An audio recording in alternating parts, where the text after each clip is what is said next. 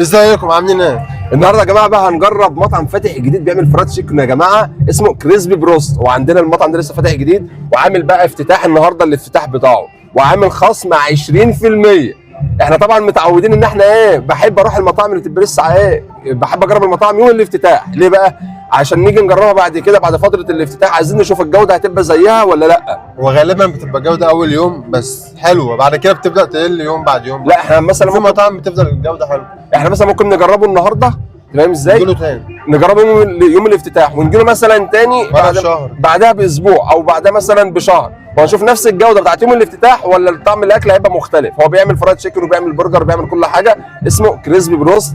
هو دلوقتي الافتتاح شغال بقى وناس بترقص كده وبتاع، فالدنيا عنده زحمه تقريبا. بقى احنا هنجيب المنيو كله، يعني هنجرب كل الحاجه اللي عنده، بس احنا هنشوف بقى احنا هنجيب ايه بالظبط. يعني هنجيب المنيو كله من كل حاجة هنجيب من كل حاجه عشان ندوها ونقول لكم برضه هو يعني ايه هيبقى الطعم عامل ازاي. وهو هو عامل خصم 25%. ده هو عامل خصم 20%. 20% عامل خصم 20%. فاحنا بنستغل الظروف، وانا بحب الخصومات عامه يعني. فانا النهارده هروح بقى نجرب عشان خاطر الخصم ونشوف الطعم بيبقى عامل ازاي. بس احنا مش هنصور هنا في العربيه، احنا هنطلب الاكل من المطعم تمام، واروح نصوره بقى في الاستوديو عندنا في البيت، عشان طبعا هنا في زحمه وفي دوشه واللي ده مفيش هنا مجال في العربية او مفيش مجال طبعا. فاحنا عشان هنجيب حاجات كتير، فاحنا هنطلب الاكل دلوقتي من المطعم وهنشوف احنا هنجيب ايه وهنروح بيه على البيت على طول. يلا بينا.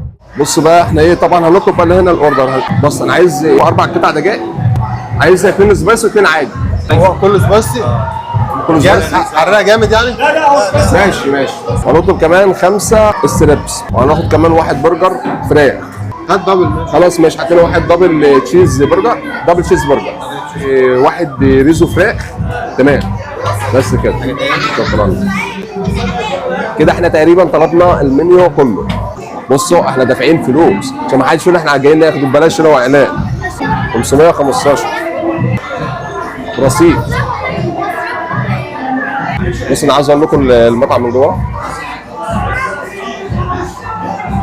ولسه فاتح جديد والدنيا يعني كده. بقى هننتظروا نص ساعه لحد الاوردر ما يخلص. طبعا يا جماعه كده وصلنا للاستوديو بتاعنا بقى عشان نصور براحتنا. انا عايز اقول لكم هناك ان الدنيا زحمه يعني وما عرفناش نصور، كنا نفسنا نصوره هناك الصراحه في المطعم. بصوا بقى احنا هنظبط الحاجه كده وهنشوف بقى هنبدا باول حاجه خلينا نبدا باول حاجه باول وجبه وهي 4 قطع. يلا بينا. هنبدا باول وجبه وهي 4 قطع فراخ. تمام. بيجي معاها كول سلو ومعاها عيش ومعاها توميه بس تقريبا، قصدي كاتشب تقريبا ما بيجيش معاها توميه. وبرده هنا البطاطس جوه. شايفين ال4 قطع كده، 4 قطع، ال4 قطع كبار. انا عايز اقول لكم ان هنا الدبوسه بسم الله ما شاء الله، يعني انا ما شفتش مطعم بيعمل دبوسه بالحجم ده. يبقى فرخه كبيره. هنا بقى ده فخد ودبوس وصدر، وتقريبا ده جناح او لا صدر برده، حتى من الصدر، وكميه بطاطس برده محترمه، والبطاطس لونها حلو. ويلا بينا عشان نقول بسم الله. طيب خلينا نبدا باول حاجه كول سلو. يعني بص كول سلو من جوه صايص كده شكله مبشر. دوق يا باشا، يلا بسم الله. بسم الله. مبدئيا هو حلو الكول سلو، الكرون بتغي شويه يعني. لا هو حلو يعني، مش يعني في مطاعم مش اكتر المطاعم بتعرف تعمل كول سلو، بس هو حلو. بس صراحه هو حلو. نبدا بقى باول حاجه وهي الصدر. طبعا لان الصدر انتوا عارفين الصدر بيبقى فيه دم وكده، فمش اي مطعم برضو بيعرف يسوي. بص يا باشا، بصوا الحجم من جوه. بسم الله. فراخ شكلها من جوه نظيفه، مفيش زفاره ولا في اي حاجه. يهمني اكتر في الفرايد تشيكن ديت ان ما يكونش فيها دم، ما دي اهم لان انا عندي مشكله مع المطاعم اللي بتعمل فرايد تشيكن او ريحه زفاره بس. او ريحه زفاره. يلا روما دوق كده وقول بسم الله. هي كان ناقصها بس توميه، يعني انا توميه يعني المفروض توميه. انا اتمنى من المطعم عايز من الناس. كاتشب. لا انا بحب ادوق من غير كاتشب. انا اتمنى من المطعم بس ان هو يضيف توميه، واتمنى ان هو يضيف كمان مناديل. يعني الوجبه جايه من غير توميه وجايه من غير مناديل، يعني لو ضاف مناديل برضه هتبقى حاجه حلوه. ندوق بسم الله. بصوا هي الفراخ المفروض ان هي سبايسي، بس احنا كلها عندهم سبايسي، مفيش عادي وكده، كلها سبايسي. مش حاسس بالتتبيله، يعني عايزه التتبيله تظهر شويه. طيب ندوق بقى الدبوسه. عايز بس اشوف الدبوس من جوه بسم الله. الفراخ حلوه من جوه وبيضه، مفيش فيها زفاره خالص. بس انا اتمنى بس التتبيله ايه يعني ايه اقوى من كده. البطاطس برضو بتاعتهم حلوه ومحترمه. احلى حاجه بقى البطاطس دي. بص نخش على الوجبه اللي بعديها. 5 قطع ستريبس بينزل بقى معاهم 2 عيش وكله سلو وكاتشب. بس انا مش عارف مفيش توميه مفيش تومية. يعني انا كنت اتمنى ان ينزل مع الوجبات دي توميه، تمام، وينزل برضو معاها مناديل او كلوفز او حاجه زي كده. فدي برضو يعني ايه هتضيف اضافه حلوه برضو للمطعم. خلينا نفتح ونقول بسم الله. بصوا بقى 5 قطع. يعني اللي انا عايز اقول لكم كميه الستريبس، حجم الستريبس كبير ولونه ذهبي ولونه حلو. بس افتح الستريبس من جوه كده ابيض ونضيف. واحلى حاجه اللي هو واخد سنه قرمشه جامده. يلا بينا ندوق. بسم الله. بص دوق كده. حلو. انا عاجبني قوي ان الطبقه من فوق ما هيش طريه ناشفه، يعني محتفظه بالقرمشه بتاعتها. رغم ان احنا جينا في الطريق قعدنا يعني ايه شويه برضه. هو سخن المفروض بيبقى طري، والمفروض ان هي بتبقى جايه بقى متغلفه وسخنه، بتبقى الفراخ بتطرى. لكن لا، انا عايز اقول لكم ان هنا القرمشه مش بتقع. هنا ايه البردنج حلو، التتبيله هنا حلوه. انا عايز اقول لكم انا حاسس بالتتبيله هنا اكتر من الفراخ. يعني في الستريبس هنا التتبيله احلى من الفراخ. اتمنى بقى ايه اللي يكونوا الاثنين زي بعض. اتمنى الفراخ تبقى التتبيله بتاعتها نفس الستريبس بالظبط. عشان في البدايه بس هم هيلاحظوا الملاحظات دي كلها. بس بقى مع العيش تبقى ايه. لا هي بدايه موفقه فعلا. تاخدها كده حط عليها ايه شويه كاتشب. انا عاجبني جدا البطاطس دي وقطعه بطاطس.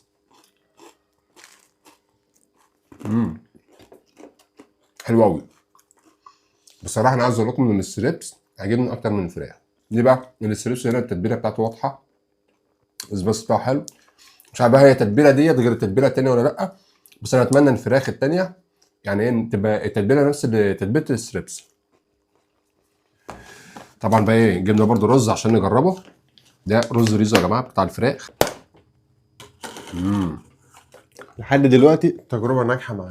لسه بقى فاضل إيه؟ الرز والبرجر. شايفين بقى الكميه قد ايه؟ ده طبعا ايه قطع الفراخ ستريبس عليها دي تقريبا مايونيز، لان ده مش توميه، ده مايونيز وعلى كاتشب. بس ده مش رز ريزو، يعني ده رز بسمتي اصفر يعني. ده التعليق الوحيد اللي عليه، يعني ديت تعتبر فتة كريسبي. دي تسمى فتة كريسبي مش رز ريزو، لان الرز ريزو طبعا معروف اللي بيبقى رز مصري ومتبهر وعليه بصل وكده بالبهارات بتاعته. يلا نقول بسم الله.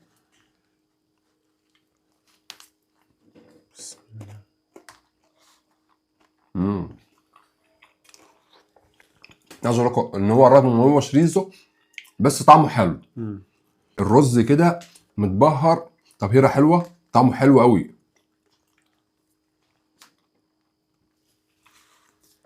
دي بقى اسمها ايه يعني؟ ده ما اتقالش عليه طبق ريزو، ده اتقال عليه يعني فته كريسبي. لان يعني طبعا زي ما انا قلت لكم ان الرز الريزو بيبقى رز احمر كده ورز مصري. بس طعمه حلو معاه، ماشي معاه.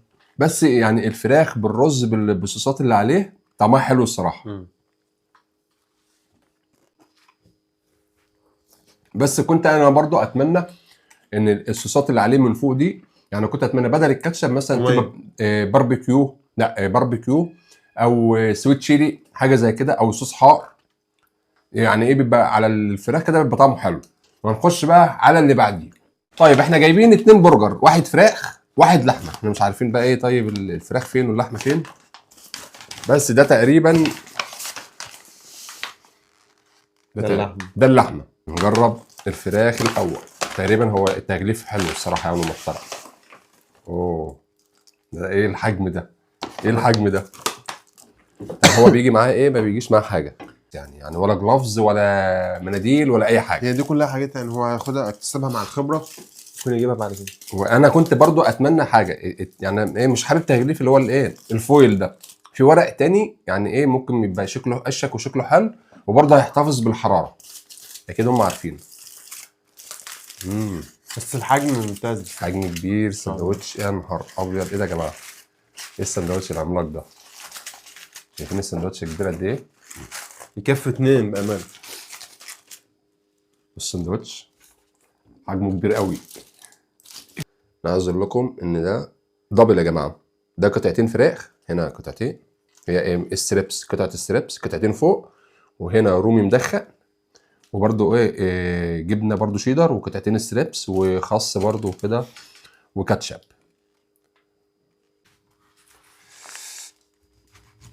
يلا يا باشا. الله الله. من جوه بقى ايه؟ بصراحه كبير يعني. لا، وقطعه الفراخ كبيره من جوه. بص انا عايز اقول لكم قطعه الفراخ اللحمه فيها قد ايه كبيره من جوه. هو مش عارف ناكله ازاي ده. يلا ندوق. يلا بسم الله.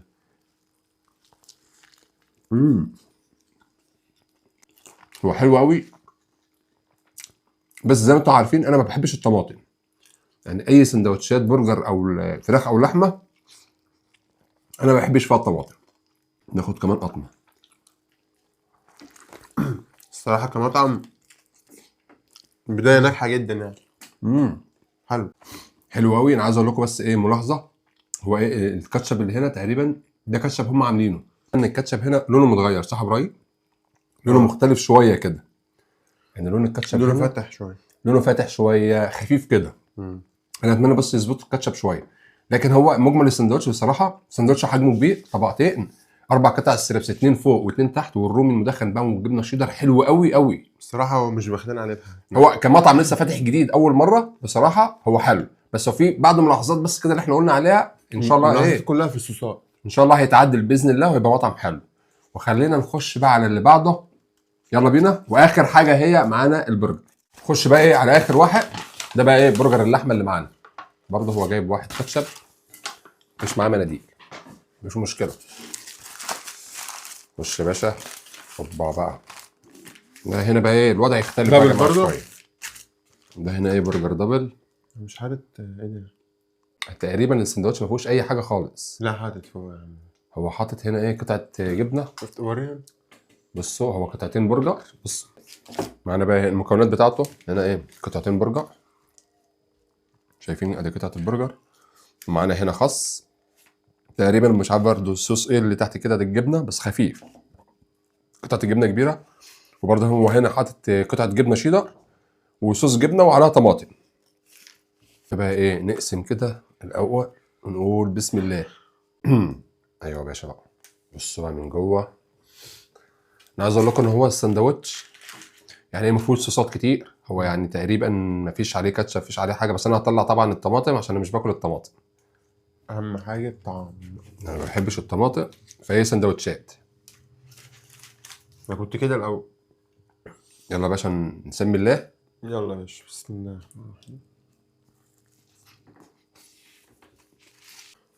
بصوا بقى هو انا مش عارف يعني ايه، انا حاسس بطعم البرجر ده انه عامل زي ايه، زي برجر الشركات. يعني شوفونه حتى ايه لونه فاتح، مش واخد جريل كده وبتاع، مش مدخن، ومش يعني ايه تحس ان هو مش يعني ايه مش متشوح على الجريل ولا كده، وتحس ان هو ايه طعمه زي بتاع الشركات كده الصراحه يعني. يعني هنا وبعدين ده تحسه برده يعني ايه في بصل. يعني بصوا البصل فيه بصل في اللحمه. يعني اللحمه فيها بصل، اللحمه نفسها يعني ايه فيها بصل. يعني لما تعمل برجر فيه لحمه وفيه بصل كده يعني دي تحس انها ايه سندوتش كفته مش سندوتش برجر، لانه البرجر كله عباره عن ملح وفلفل وبس. ما تحطش بقى عليه بقى بصل وكده، لان انا عملت فيه بهارات وبصل وكده هتحس انت بتاكل سندوتش كفته. هو طعمه زي الكفته برضه. بس هو يعني السندوتش هو عادي خالص الصراحه. انا عايز اقول لكم البرجر بتاع الفراخ كان احلى. يا ريتنا ختمنا بيه. وغالي كمان، يعني هو غالي. ويعني ده ب 115. هو الصراحه ما عجبنيش، لان اللحمه اللي فيه ما عجبتنيش. تحس انها ايه لحمه شركات. يعني لو دوت اللحمه لوحدها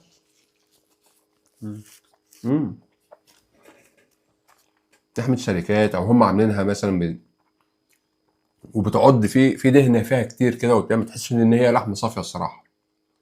ما تحسش ان هو ايه في لحمه صافيه، وتعايز تحط على الجريل شويه، وعايز يتشوح ما يبقاش مثلا ايه لونه فاتح كده. يعني بص اللون عامل ازاي، لون فاتح قوي. ده التعقيب الوحيد في الفيديو كله. هو الصراحه ده ما عجبنيش انا سندوتش البرجر ده الصراحه يعني، لكن الفراخ كلها كانت حلوه الصراحه. برجر الفراخ كان جامد.